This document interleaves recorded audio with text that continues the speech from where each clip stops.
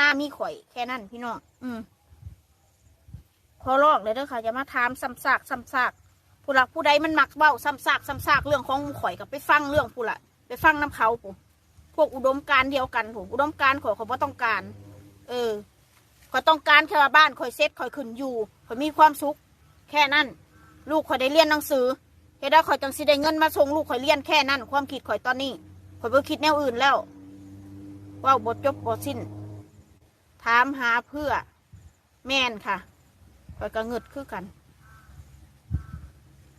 มันก็อาจจะแม่นคือน้องอ้นแล้วว่า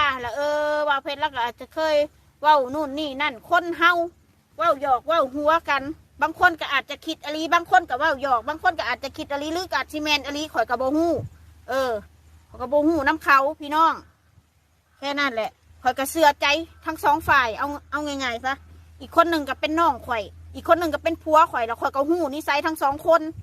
ข่อยจังเริ่มบ่ได้ระแวงอีหยังมากมาย